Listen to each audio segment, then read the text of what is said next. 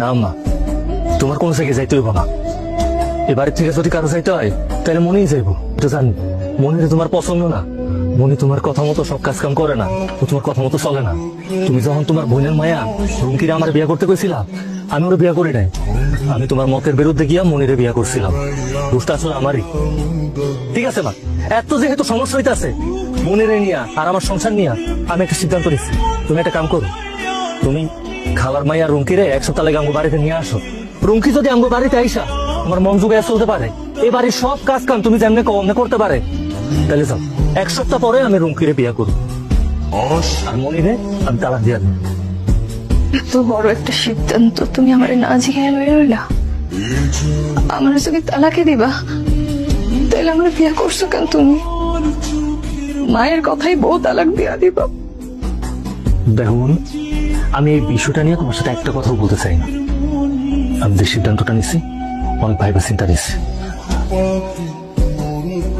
রুগিয়াপা একদম সুন্দর করে বাড়িটা ঝাড়ু দিবা, যাতে আমার ভাই জানাইয়া দেখা একদম খুশি হয়ে যায়। তাহলে তো তুমি এবারে বউ হইতে পারবা। আর তুই কোনো চিন্তাই করিস না, তুই শুধু দেখ আজকে এমন ভাবে উঠান ঝাড়ু দিব যে আরো এক সপ্তাহ কোনো উঠান ঝাড়ু দিয়ে রাখবো। ঝাড়ু দাও, তাড়াতাড়ি ঝাড়ু দাও। আরে রুম কি আইসাই ঝাড়ু দিতেছিস কেন? যা কাপড় চোপড় বদলা যা। কি যে করো না খালা, সকাল সকাল উঠান ঝাড়ু না দিয়ে ঘরে যাওয়া যায়? তুমি ঘরে যাও, আমি উঠান ঝাড়ু দিতেছি। যা।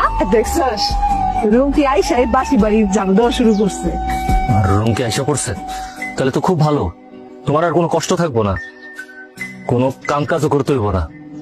ঠিক আছে রুমকি, তুই যেহেতু আইসাই পড়ছস, তাইলে ঘরের কাম কাজ সব ঠিকঠাক মতো করিস, যাতে তোরে নিয়ে আমার আবার কোনো অভিযোগ না থাকে। রুমিয়াপা, আমার এই কাপড় চোপড় গুলো একটু ধুয়ে দাও তো। কেন তোর কাপড় চোপড় আমি দিতে যাবো কেন? নিজের কাপড় নিজে ধুয়ে নিতে পারস না? আমি ধুয়ে নিব মানে? ভাবি থাকতে তো সবসময় ভাবি আমার কাপড় চোপড় দিয়ে দিছে। দেখো, তুমি যদি আমার কাপড় চোপড় গুলো না দিয়ে দাও, আমি কিন্তু আমার কাছে বিচার দিব। আমার কাছে বিচার দিলে আমরা কিন্তু অনেক রাগ করবো।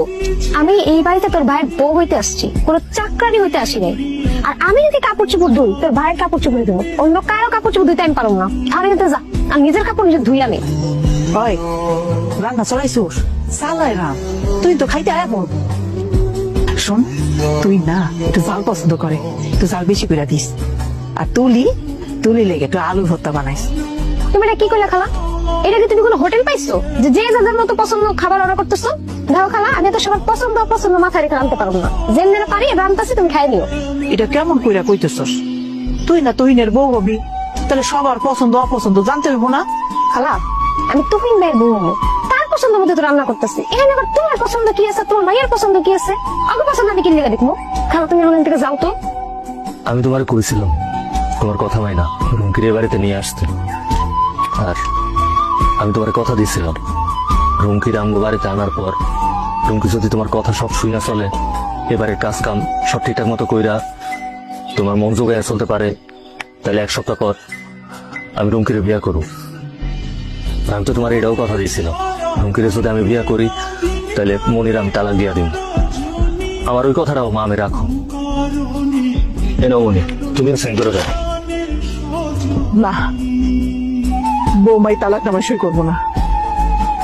তুহিন পাগল হয়েছে দেখা তুমিও পাগল হইবা? একটা সংসার কি এত সহজে ভেঙে যায়? আমার বৌমা এই বাড়ি থেকে কোথাও যাবো না। খালা, তুমি সব কি করতেছো? তুহিন ভাইয়ের সাথে যদি তার তালাক না হয়, তাহলে আমার তুহিন ভাইয়ের সাথে কেমনে বিয়ে হইব? আমি কি তোরে কখনো কইছি আমার পোলার বউ বানাবো তোরে?